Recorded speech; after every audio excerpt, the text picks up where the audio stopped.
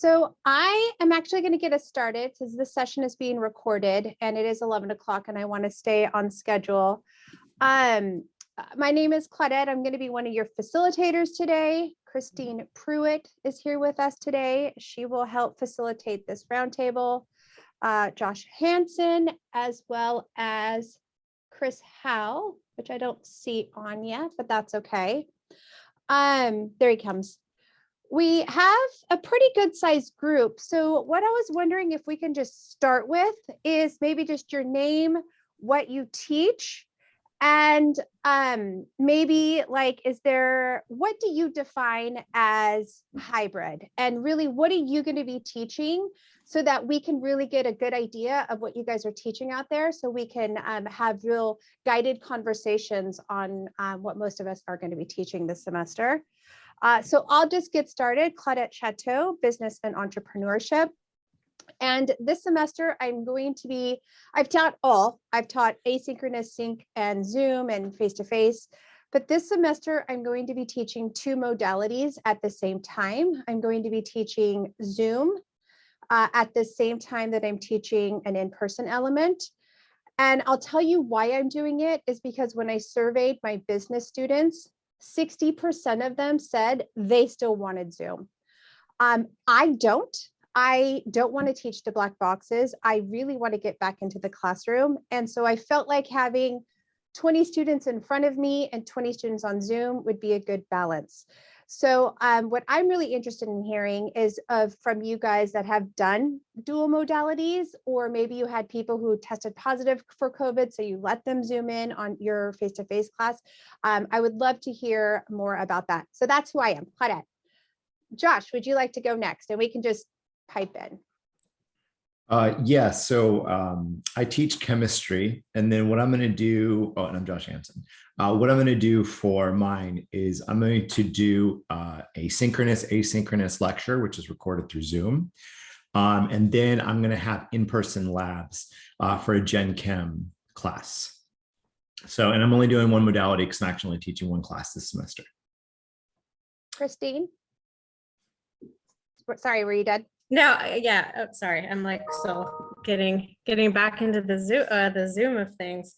I'm Christine Pruitt. I teach English. I last semester and then this semester as well, I'm teaching a hybrid class that uses high flex strategies. So there's lots of different definitions of high flex, but the one that I use is that the in-person meeting can be zoomed in if necessary. So if they can't come because somebody's sick in their house or they're sick, or even childcare issues and other things that we know students deal with, they can Zoom in. I don't offer them a third modality because in my discipline, if a student wants an asynchronous course, that's not a problem. They can find one. So that's why I choose to just do it the two ways. I'm happy to share some things I learned from last semester. Some things surprised me, and I'll be doing some things a little differently. So that's what I got going on. And introducing yourself? Sure, no problem. And I apologize in advance if you have some background noise from the baby. Like that. I teach ESL at the college, and ever since we moved, when we moved to online during the pandemic, the entire time I've been teaching synchronous, asynchronous classes. And so we generally meet 2 times out of the week for a couple hours. I do record at least maybe 30 minutes of that time, but we also spend time working in groups and working on activities that are not recorded unless I ask the students if they would like it to be recorded. And I've had kind of an interesting experience with teaching these asynchronous, synchronous classes. In some of them, because I teach ESL, so I'm teaching them how to formulate essays and critical thinking. I've actually had them do some compare and contrast essays on whether they prefer in person or whether they prefer online. We didn't really go into hybrid at the moment, but just what kind of, I guess, modality they preferred in learning. And I was actually quite surprised that a lot of my students actually preferred being online, but they also wanted the Zoom element. They did not want to be online without the Zoom element. And so that's some of the feedback that I've gotten. But again, I have a select group of students who are also language learners. And it's kind of difficult to learn a language when you don't have another element of a person who you can interact with when you're trying to learn. So that's my experience, and I'm happy to share some more as well. Introducing themselves. If someone would like to raise their hand, and if you have experience in multiple modalities or want to share who you are and what you hope to get out of this, that will really help us lead this conversation.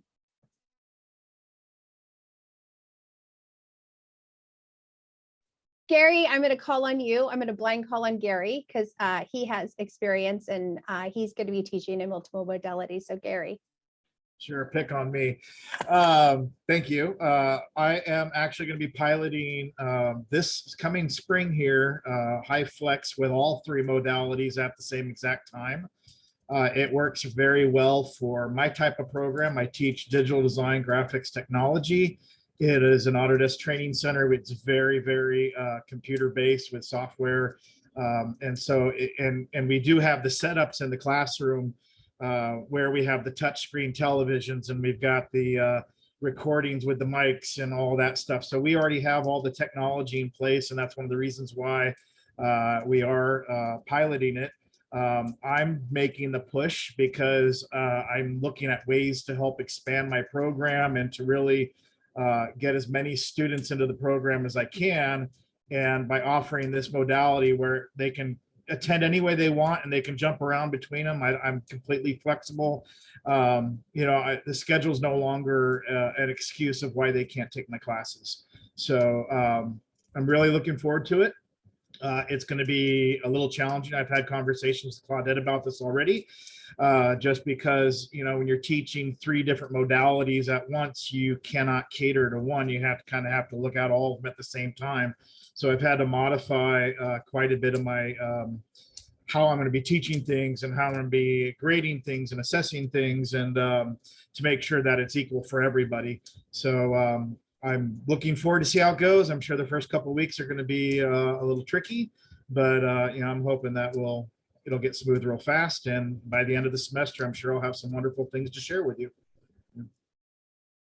Anybody else have some experience teaching, let's say, multiple modalities at the same time, right? Because I think at this point, we've all taught in different modalities by now. Then Christine, I want to pick your brain. Like, I guess what I want to hear is tell us how you did it. Like, how does that even work? Because like you had wireless mics, you had, webcams, you had moderators moderating chat for you. You had some really good advice for me going into this on how hard it is, and it's not. So can you just please share some of your thoughts with us? Sure. So it is hard in a cognitive load sense.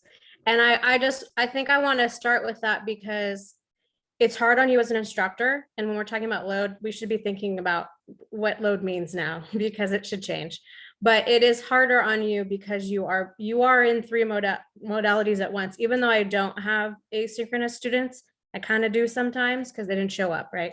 So you are in three mental spaces at once. And actually, I think one of the biggest takeaways that I realize is so are my students. It's extra cognitive load on them as well, because they are navigating multiple modalities as well. And so that's kind of something just to keep in mind. So I used a microphone, but not a camera on myself, although sometimes I did put myself in the view of the camera in front of the screen of the computer, but I move around when I teach. So I was mic'd and they couldn't always see me. And most of the time they're looking at what's on the computer. My students aren't mic'd. So when they asked questions, I would repeat out loud what they asked so that the mic would pick up what they asked.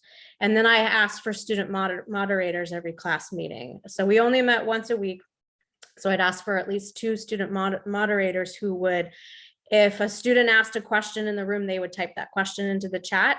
If a student on the chat asked a question, they would let the class know, say, hey, there's a student with a question who's at home. And everyone is muted in the room because there's a feedback problem if everybody's got sound on, right? So everybody in Zoom in the room is muted. And so in my class, we were primarily utilizing chat for the communication.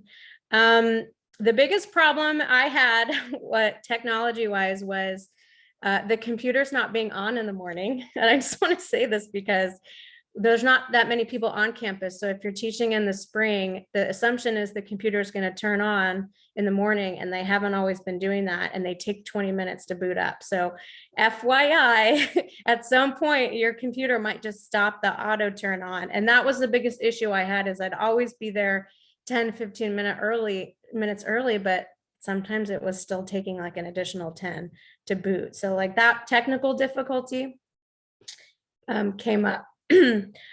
So just so you know, my content and skills focus, or the way I built my class, I built it fully asynchronous, fully accessible, right? And then I used the flipped classroom model. So when my students came into the room once a week, we were using the time to highlight the lecture. So they watched the lectures at home, but I'd be highlighting for that repetitive quality, and then also making sure that like we're getting the important stuff. Q&A, right, answering questions. And then we would have discussions too in the classroom. And then they would start assignments in the room so that they were clear on what the assignment was, so then they get some momentum for when they go home and do the rest. What was difficult was scheduling activities, because my asynchronous courses have a pace different from my face-to-face. And I had to figure out what worked that week in the classroom and what worked best online, and the timing of things to keep a consistent like deadline schedule. That was tricky because things are paced differently in the two modalities. So like, you know, I'd be like, we're going to do this in the classroom, so this is going to be online, but is that ideal for when that's due? Like that was a juggle. And then there is so much as giving students too much choice, because they stop having a cohesive experience. So keep that in mind. Can I get a show of hands? Because I'm making the assumption that most of the people in this room are not going to do multiple modalities at the same time, like Zooming in and face-to-face. So are most of you guys teaching hybrid, where you're going to be doing stuff in Canvas, but at least meeting once a week for 1 hour? Can I get a show of hands if that's what most of you guys are doing? Right? And is this a new, and I've been doing this for 4 or 5 years now. So that's, okay. So that's pretty common for me. So I'm going to do this new modality. So I'm like really hyper focused on that, but I want to break it down, because maybe you guys just want to know, how do I flip a classroom, and what does that mean? And how does that look? And what do I do when I see them face to face? If I'm building it as an asynchronous class, what do I do with that class time? Does that more resonate with you guys? Okay, I think Christine had some really good feedback on what she does. And so does other people have things that they'd like to talk about in that sense? Josh? Yeah, I'll speak because mine is very different from Christine's, because I have a lab class, and I see a lot of people from science and engineering here. As many of us in science and engineering know, losing the lab after COVID just started was huge, and really affected our students in very negative ways. Since we figured things out and we're now doing labs again, things are much better. Students are getting these skills through that hybrid in-person part. But because we're not in person lecture, there is still this disconnect between lecture, especially because we're sort of forced to do asynchronous for equity issues, because as you guys know, we're a rural community, so the internet's not great in some parts. So we need to offer that asynchronous option. So there's a disconnect between our lectures, at least for me, and the lab part. And what I've been trying to do, and what I've had to get better at because I wasn't good initially, was bridging those two together and making students essentially interact with the lecture part as much as they're interacting with the lab part. And the tool I've been using is giving questions at the end of my lecture and like easy things like softball questions, just something that they're thinking about it and essentially have to watch the lecture before they go to lab. That way they can connect these two, because before they were already connected. Honestly, we just go straight from lecture, go right to lab. And very often we could tie the two topics together. But now, because of the asynchronous option, they'll be waiting till the end of the week, or maybe they're not watching the lectures for 2 weeks or something like that. And it's trying to break that habit, because students that first spring in 2020, students weren't doing that because they were in the habit of lecture lab. But as this pandemic has gone on longer, students are way more likely to do the asynchronous option, which has really impacted how well they can do in the lab and the course in general. So that's where I'm at, and that's what I would suggest instructors with lab components try doing.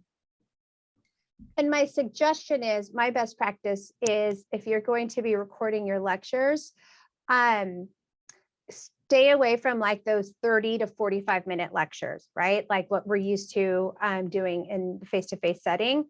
I chunk mine out 8 to 10 minutes, this topic, and then maybe have them do something, debrief, have them go into discussion about it, have them do something, and then another 8 to 10 minutes. And what I do is I really try to chunk it out and break it up, because I know that they're not sitting through 35 to 45 minutes. I know that they're watching it on double speed. In fact, during my lectures, if I'm about to say something really important, I say, this is really important. So if you're watching me on double speed right now, you need to go to single speed, because what I'm about to say is really important. Like, I actually say that in my lectures, trying to really understand how they're watching it. I want to get to a place, because I listen to a lot of podcasts now, or I listen to podcasts while I'm on walks. And it was an aha moment for me that I feel like I do a lot of video sharing, and I do a lot of things where they have to be looking at my screen. And I want to rethink this and reapproach it, that I mix it up, because sometimes going to have to be showing my screen, but I want to mix it up, that it could be like, hey, this would be a good time if you want to take a walk and listen to me, or if you're going to be on the treadmill, this is going to be one of those great lectures where you can do that, because that's normal for us right now to hear things audio as well as video. So what I would recommend to you, which it seems like it's a lot of work on the front end, and it is, and maybe it's over summer, you know, I've taken whole summers to record videos and really think through how I'm going to chunk them out. But think about how you can do that in the different ways that students could be listening to it and while they're doing other things. So I have a follow-up question on that. So is that a class like where you're doing asynchronous and synchronous, or just asynchronous? So I am like Christine. I like Biz 100, for example, we have 4 sections of it. So I'll be teaching one version 100% online, asynchronous, but I'll use those same videos for my synchronous Zoom, right? Because I don't necessarily, my class time is not used to lecture. My class time is to connect the dots and to make pieces with it and do hands-on activities and to reinforce what I'm talking about. And I really liked what you said about putting something in there to force them to watch those lectures before they come into the classroom. So I'm connecting the dots. This isn't the first time they've heard it, right? And that's important to me, that they're coming into my classroom, either read the chapter or have watched some sort of video or listened to some sort of audio, so that they know what the heck we're going to be putting the pieces together. I don't record my in-class activities. Because I want the students to be vulnerable. I want them to open up with me. And it's really group work, and it's really hands-on lessons where I have them turn in something in Canvas, even if it's just debriefing what your notes were, so that they get in-class participation points for coming to class. So I make it so that they have to come to class and want to come to class. But I don't lecture so much in my flipped environment. I don't lecture in class. It's all hands-on activities, group work, lessons, that sort of thing. So that's how I do it in the flipped classroom setting, in a hybrid model like you guys would be teaching. Did that answer your question? Oh yeah, definitely. Thanks.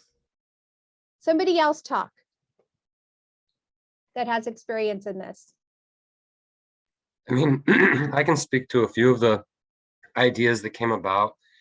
I do also like to chunk the videos. I find that if you go past, even sometimes past 6-7 minutes, it might be too much. Even a 5-minute video. I've also found that it helps, and this is one of the aspects that I usually do in the very beginning of when I meet with students synchronously is we'll have maybe a 2-hour class, and for the first 5 minutes or so, I'll create a video for this, but also including a little bit of the navigation in Canvas. And I think we heard that a little bit from the student panels as well, is repeating, where do I go to find the assignment? Where do I go?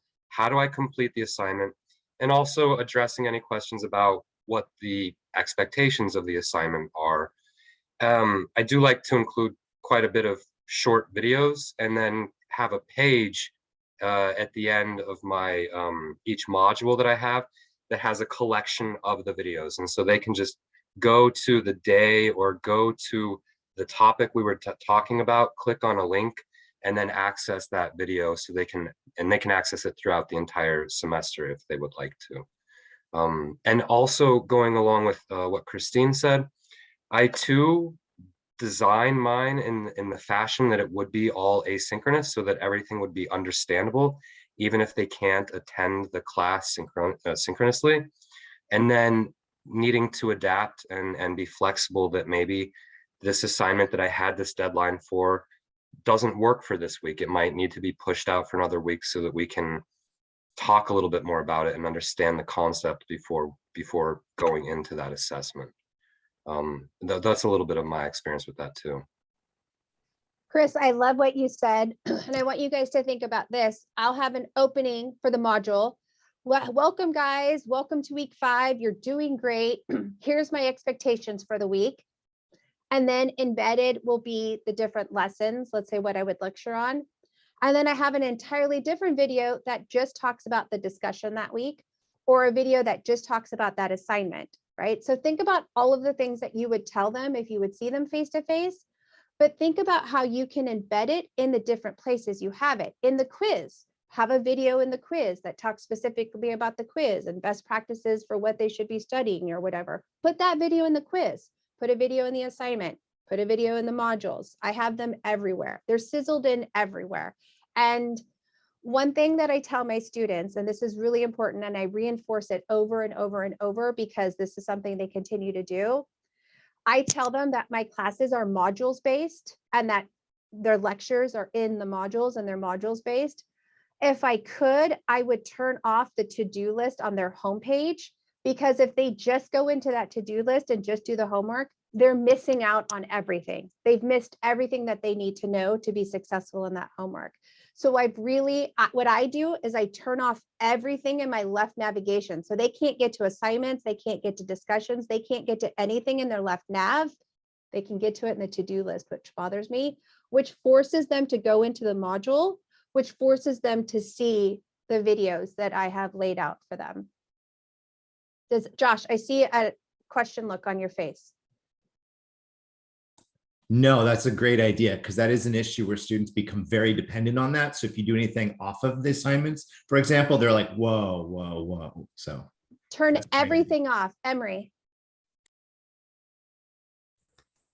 So I'm doing the same thing. I've taught algebra online, and I use Canvas modules to do that. And the to-do list is the bane of my experience. I have typed out so many pages and formatted all the little, I use Canvas equation editor, and it looks like a math textbook with links to YouTube videos and graphics and all kinds of like tips and all kinds of things.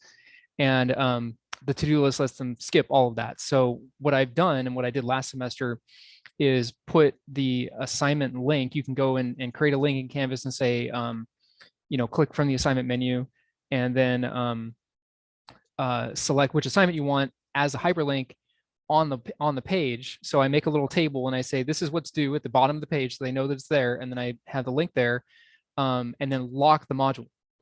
Can you show us? Do you mind sharing your screen? Because I can't visualize what you're saying. Okay. Let me give you Post disabled screen sharing. Yeah, let me give you that. And then Anna Claire, I'm going to go to you while I'm giving him screen share options. Do you have a question or feedback?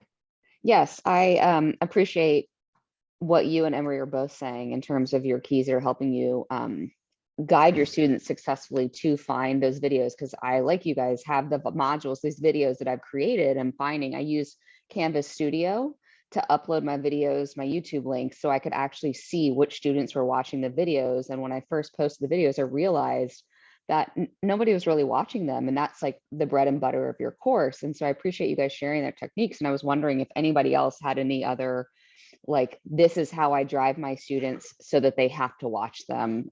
Any other like nuggets that will help me get my students where they need to be.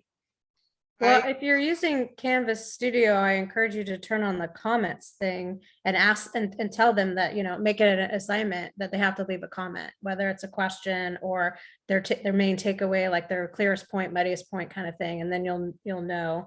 The other thing is, you know, if you're noticing your students aren't watching video, and I'm not suggesting you don't have video, because we should all have video, but when I took my first Canvas class as a student 3 years ago, I realized I don't like video that much.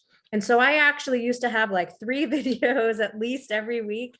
And I took it down to 1, and I took some of that content and I put it on a Canvas page as text with images, or, you know, like just multimodal stuff, because they get video fatigue. And, you know, if something can be a Canvas page that's clear and shortish, that might be the way to get the info to them too. So just to keep that in mind, because I didn't realize that. I think I taught for 5 years, videos everywhere. And then I was like, I hate videos when I was a student. So we just have to keep that in mind. I do the same thing as Christy's commenting. I started to use Studio. I embed quizzes into my lecture in Studio, and you know, just like 3 questions or something. And then I also have the Canvas page, which has just the visuals with the narrated images. And I'll put links to optional short YouTube videos if that's what they want to watch. And the lecture that I do in the 2-hour Zoom class that we have, I also have that pre-recorded, so that they have lots. It's like a whole menu of choices for them. If they just want to look at the Canvas page and they're visual and they want to see the pictures, and that helps them understand the concepts, then that's kind of the diversity that I like to offer the students.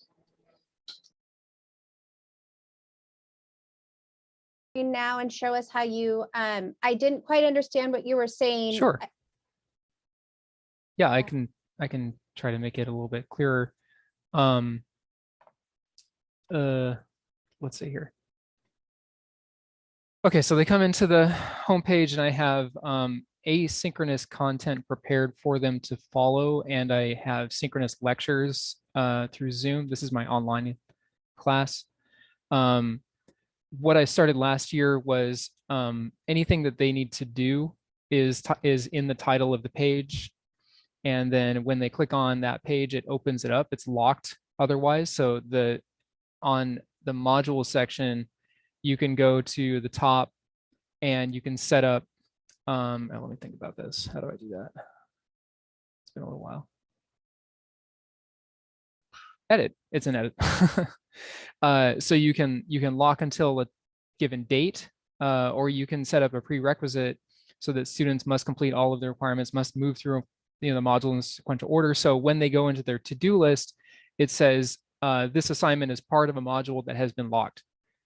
And so you have to go then into the module section and actually click through the content to unlock that page before they can get to that assignment. So if they wanted to go from their to-do list on the homepage and say, I want to do this submit a plan thing, then it would say, this is part of a module that has been locked. And to get to that section, they have to click through this one, this one, this one, and this one. They don't have to do the things, they just click through it, which I think is enough of that. But then at the bottom of the page, they have that needs to be changed. They have a assignment that they can click on and submit that. To help facilitate this a little bit better, make it a little bit cleaner, I'm going to start this semester by adding at the end of each module an assignment checklist, which explains what they need to do and which module page that's located in, and then tell them what they're going to do from that point. So whether they'll complete the work that week or they need to go on to the next module will be clear for them as well. So Emery, I see that you have assignments, quizzes, and the such blocked out also. And I don't Yes. want to assume that everybody knows how to do that. So would you just mind, since you have your Canvas Sure. open, going into settings and showing them how to move the navigation on the left side? Yeah, so notice I only use my online homework system, Tech Connect, and modules. I even sometimes have discussions grayed out. I have chat, they don't use that. The syllabus there is there, the grades, they can view each other, or view themselves. But yeah, assignments and quizzes and everything are my domain. They don't get to do anything with those. They don't need to see the assignment list. And that's in settings, navigation, and you just click and drag. You say, student services gone, or whatever. So you could just click and drag, and that actually reorders it all on this side of the navigation bar as well. And you have to hit save. And then you hit save, you go down to the bottom and you have to hit save and it takes effect. Yeah, if you scroll off, it'll reset. But yeah, just having that kind of stuff clean, only things they need. And then be aware that I just found this out last semester. If you log into your Canvas site through Canvas mobile app, this doesn't exist. There is no left navigation bar. It's a couple of lines at the top of the screen, and you can access the navigation bar that way, but it's a little bit different as a format. So if you're using the words left and right and at the bottom of your screen, it might be different for people that are on a mobile device or a tablet to see the format. Since Emory has his Canvas shell up, do you guys have any questions about best practices? Because you're hearing what we're saying, we're forcing them into the module because that's where we're embedding videos. We're taking off what they don't need off the left nav. I really educate my students not to use that to-do list. In fact, I know when they have, because they'll ask me a question that was absolutely talked about in the video. And when they do that, I write them back and say, go ahead and watch the video again in module 2. If you have any specific questions after you've watched that video, let me know, because I know what they didn't watch it, right? Any other best practice? Oh, Evan, go ahead. There we go. Hi, I had to step away from my computer for a few minutes, so I don't think that this was something that was addressed, but since we were talking about modules, I was wondering if anybody has practiced using the feature in modules where you can actually set up prerequisites.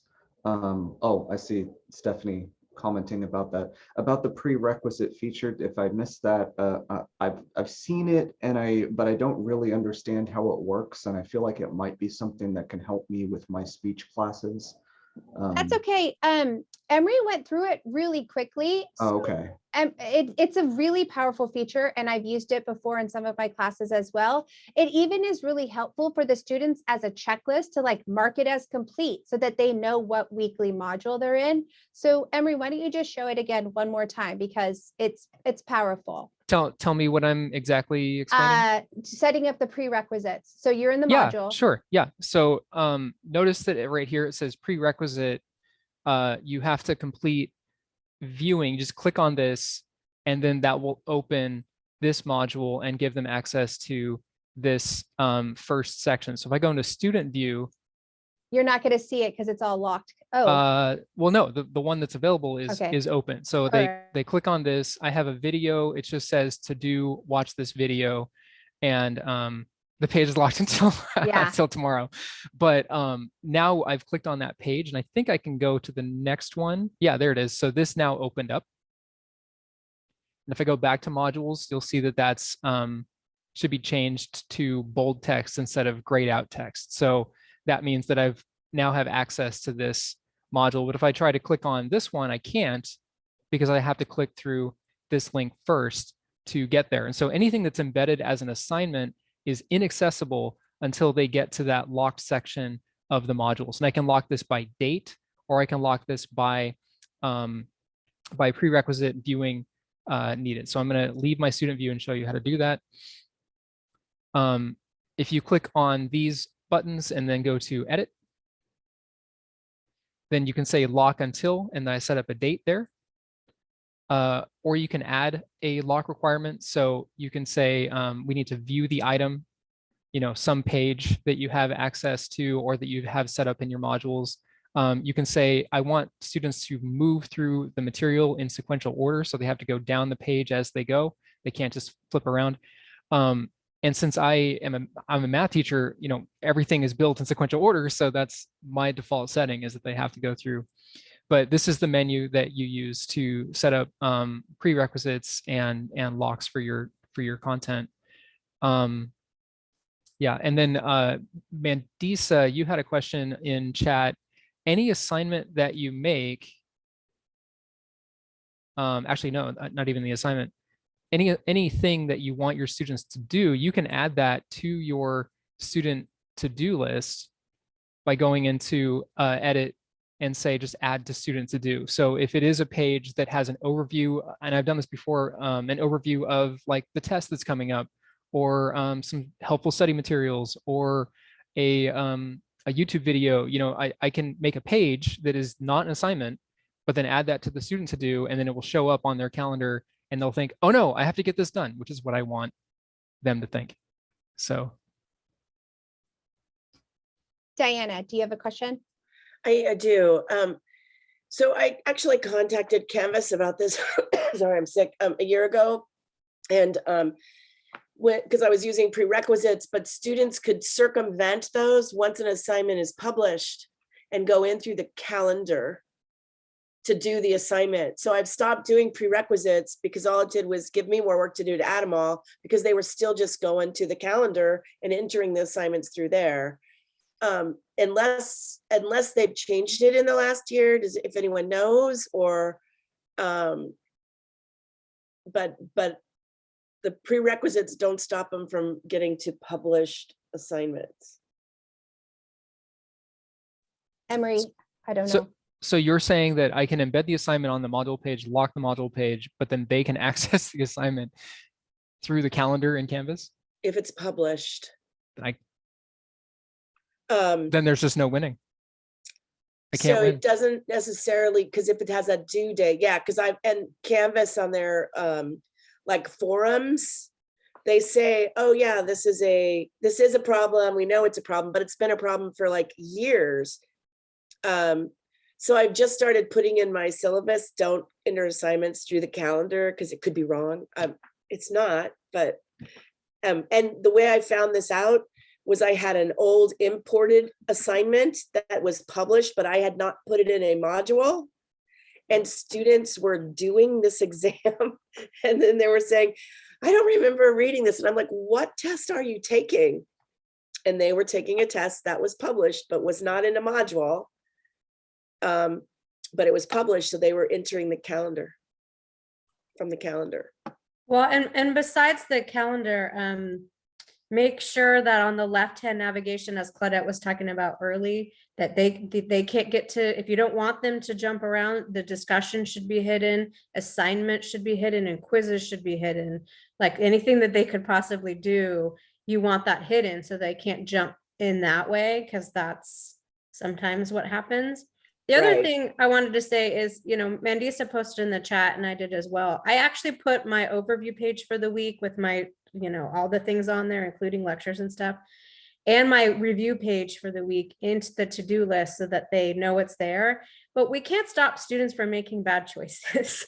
So if they're going to choose to ignore everything that we're saying that they should do, that's what they're choosing. And so, you know, keep that in mind. Like, you can't force students to be good students if they're gonna try to just go to the assignments knowingly. Some of them do it intentionally, then that's what they're doing, and they're choosing that for their education, you know, so keep that in mind.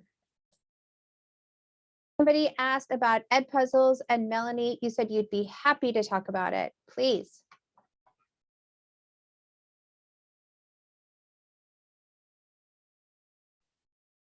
Some reason my mouse wasn't working. Sorry about that, everybody.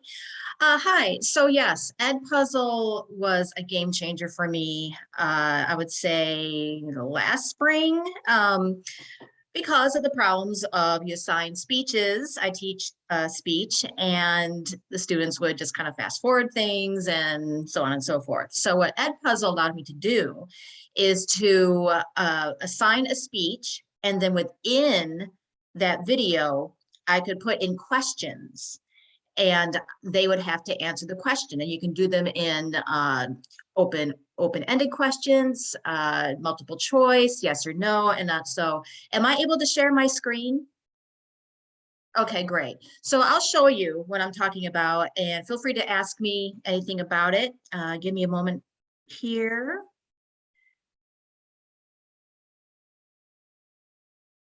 Okay, so if you go to edpuzzle.com, you'll have to sign up, obviously, to get it. You'll receive a certain number of free hours of content, I think they call it by, off the top of my head, I don't remember how many that is. For some reason, 200 is in my mind, but you can pay a small fee to get more. So I have a class attached to it. I have to add my news section to it actually later today. But what you can do, you can search for a video within your discipline, and you can look through and decide what you want to use. So I'll show you one that I used. I uploaded a speech for the students, and what it does, it plays through, and then throughout the video, I've put in questions. So as you can see, I put in some multiple choice, and they answer it. And what it also does is that it keeps track of what the students marked correctly or incorrectly. Now, the little thing about that is that if you put open-ended questions in there, obviously they're not gonna be able to mark that for you. You have to go in and manually look at the answer and assign the right grade. So if you do use that function of open-ended questions, you just have to let your students know that once they see the end score, that's not the final score, that you have to manually grade some answers. And it's great because you also can give the option for students to go back and review if you want to. I find it really, really helpful, and it helps me to use my class time more wisely. I see that Claudette, you've got a question? I do. So tell me why you use Edpuzzle as opposed to Canvas Studio. Well, simply put, I'm still playing with Canvas Studio. I don't feel comfortable with it yet. And I'm not sure why, but for some reason, this just felt more accessible to me. So it was just another tool I thought would be helpful. Yes, Anna Claire. I just was going to jump in on the Studio versus Edpuzzle. When Studio was presented to us, I was asking, I think, Lisa, about how long, because I make my videos on YouTube and then I upload them into Canvas Studio. And I think that the college had a license for a certain amount of time. And then I wasn't sure what was going to happen with Studio after that. And so I continue to make my videos rather than recording them in Studio. I continue to make them on YouTube, so I have them forever. But I don't know how long we're going to have Canvas Studio licensed with the college. But the reason Good why point. I asked that specific question was because you can embed quizzes or questions in the middle of your videos on Studio. So I was just curious. In Edpuzzle, you can do questions, you can do open-ended questions, you can make annotations, and in Studio, you can either do quizzes or annotations, but you can't do both. But what I like about Edpuzzle is this kind of collective brain power, because I'll go and I'll search for a video, and I'll pop up the video. It'll already have some questions, and maybe I'll use the entire video that somebody else created and they get credit, and that reduces the amount of time I have to find a video and add questions. And you can also edit a video that already has questions in it and make it relevant to you. You can even add an introduction. Studio doesn't have that capacity, and it's totally worth the small amount of money that I paid for Edpuzzle. Yeah, that's an excellent point, Rachel, is that I like that, being able to find something that someone has already done and I can edit it. I really enjoyed that function. Emery, did you have a question? Yeah, I think what was just said about Edpuzzle having a library of resources is the main reason that, I guess two main reasons I use Edpuzzle over Studio is that Edpuzzle was first in my experience. I got into Edpuzzle before we got access to Canvas Studio. And then my understanding was that Canvas Studio was videos that I make. And Edpuzzle has access to everything. I can find a random YouTube video and upload it to Edpuzzle, implement a quiz onto it, and then use that.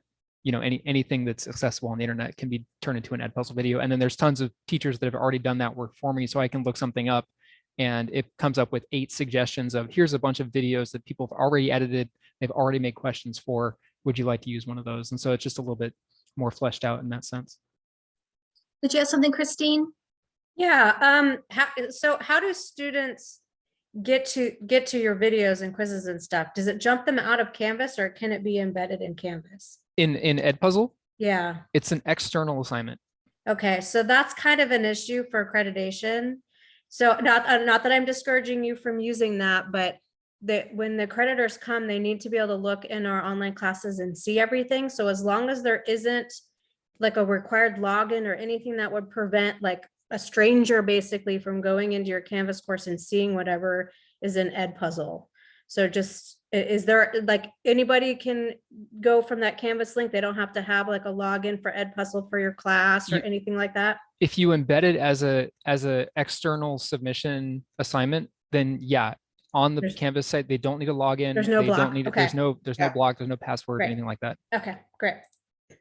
I think And it's then you also also closed create- to the class or to the Yeah. students that you assign it to. Of course, yeah. Yeah. You also create the classes in Edpuzzle so that it's connected. But I only use it as embedded. You can also launch the Edpuzzles live. So I've tried that in class where, it's a 2-minute video. You can't lecture for 2 hours. So I'll launch the Edpuzzle and then everybody will watch it and answer it. And, that's the different use. Does anyone need me to show them something else in here before I stop sharing the screen?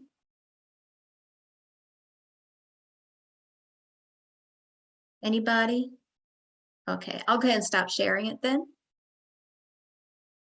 Christine, it was asked that you repeat what you just said about accreditation. Oh, okay. So anything that you have external in your course, someone needs to be able to see that content. So, because when the accreditors come, they can say, you know what, I want to see these 20 online spaces, and they go in and they look. And so like in the past, they came and people were using Blackboard at the time, and people had content that was off of Blackboard and they couldn't see it. So do you just want to make sure whatever you put in their courses like doesn't have a block that requires a login for somebody to see it, so that the accreditors don't come and look at your course and they can't see anything and they consider that to be like not meeting standards.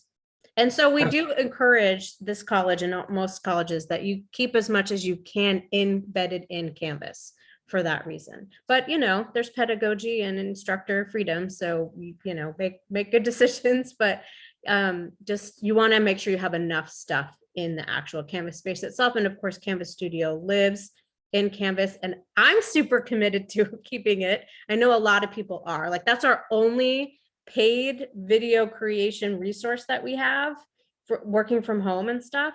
So I think they're going to pry it from our cold dead hands if they try to take it away from us. It's not that much money. So Mandisa had a question about discussions, and I think this is a really good thing that we need to talk about. In fact, Emery, I want you to show your screen and do your method, but I want to show you, I'll show you my method because my modules look completely different than what you guys are talking about in one of my classes anyways.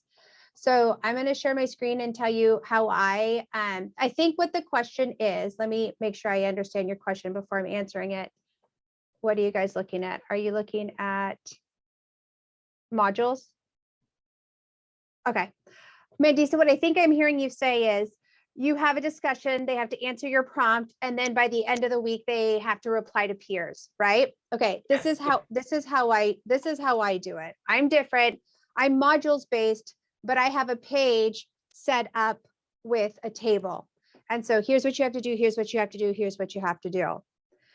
And what I do is I tell them, so by tomorrow or Thursday, they need to have an initial response to my discussion. And that's due on Thursday by 11:59 p.m. They have all these other things to do. And then on Sunday, they have to reply to X number of peers, right?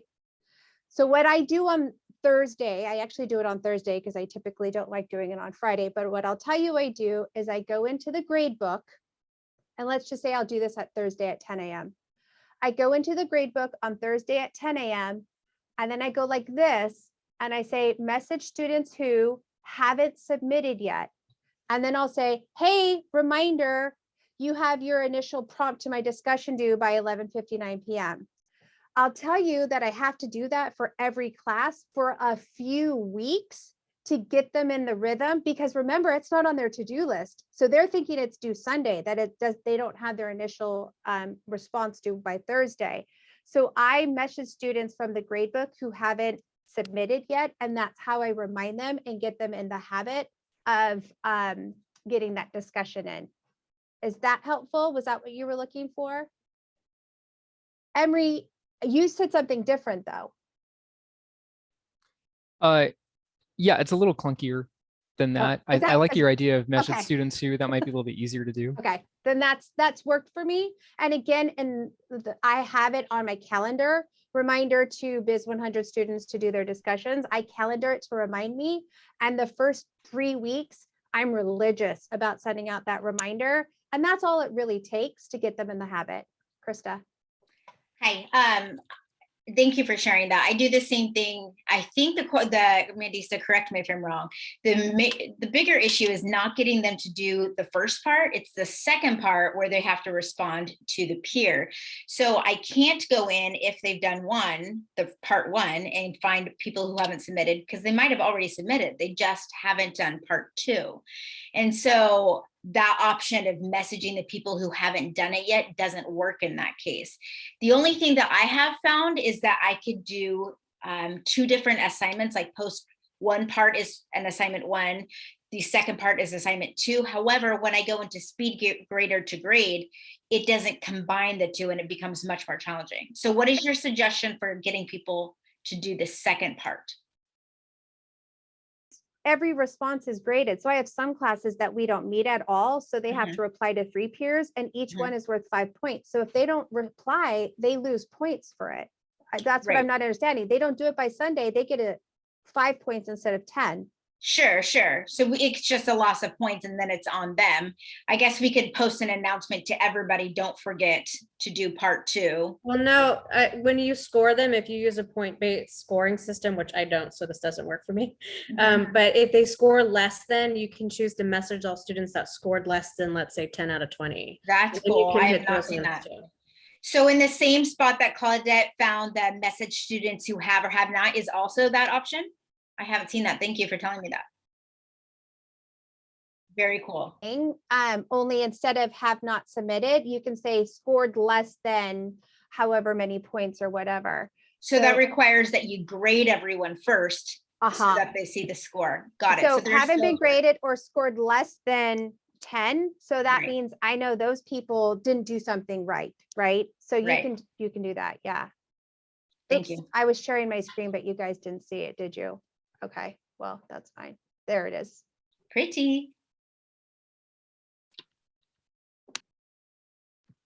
Can I also just say, as you're adjusting that, how impressed I am with this session being so collaborative and so many people being willing to jump in and share their screen and show their ideas. I love it. Thank you.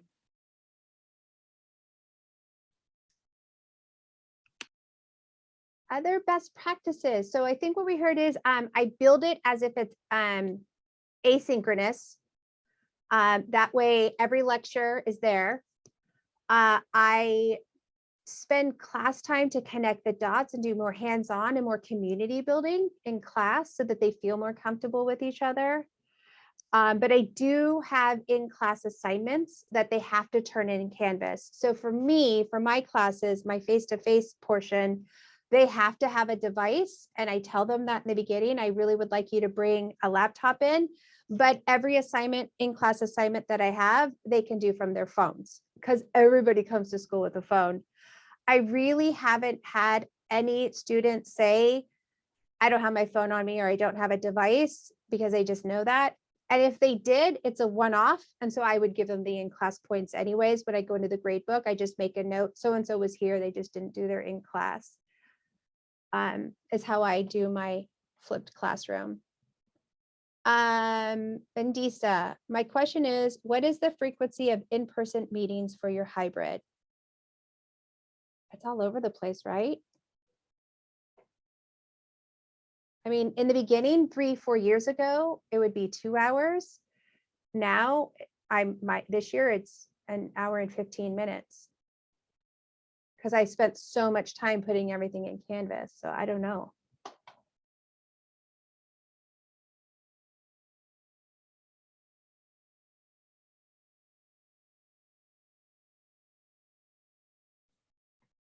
I'm once a week. I don't know. How about this? Raise a hands if you are once a week. For yeah, once a week.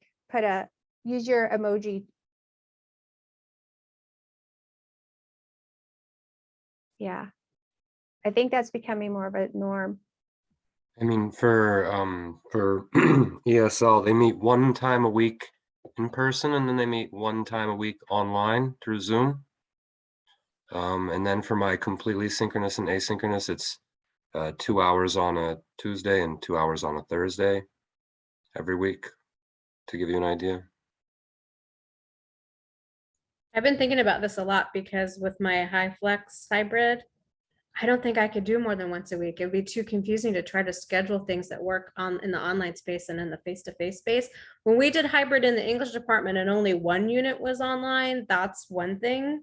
But doing any more than that, like I think my head would explode. It'd be really hard.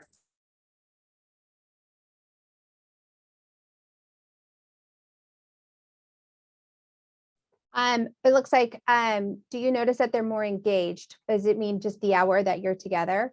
Is that what you're asking? So I'm asking Jennifer, because you're one of the few people that did twice a week. Oh, Dan as well. Do you notice, especially if you have also a once a week hybrid, that students are more engaged?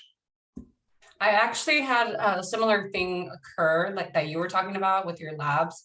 I would expect students to finish an assignment online Monday, Wednesday nights, and then we would meet Tuesday, Thursday, kind of like your lab. And I found that a lot of students coming in on Tuesday and Thursday hadn't done the kind of pre-assignment Monday, Wednesday. So they were a little bit, divided. I think it took a couple of weeks for them to realize, okay, I really need to do this work because it's not a lecture Tuesday, Thursday, it's practice. It's an opportunity for them to ask questions. So, it's kind of the responsibility of the student. And I had designed it so that if they do the assignment on Monday and Wednesday, then they're prepared for the Tuesday, Thursday in-person interaction. So it works if they do what they're supposed to, right? Any final questions? We only have a couple minutes left. Thank you. This was meant to be roundtable. So thank all of you guys for sharing, and definitely sharing your screens. That's really helpful. It is helpful to see other people's Canvas, how they set things up. Anything else? We do this kind of meeting in our communities of practice in the math department. It's pretty much, we share best practices and like stuff like that. And then I invite you on behalf of Claudette or Christopher or myself to just inundate our emails with any questions that you have, or anything that you want to know about. I know I've got a question in chat, or I answered a question in chat about Nearpod. I did a session on that last Flex Day. Anything you want to know about? All right, guys, good luck. And yes, I'm geek out on this. So please ask me if there's something you didn't understand but didn't want to ask in the session. Just send me an email. I'm happy to share my screen with you, Zoom with you, whatever. I love this stuff. Thank you.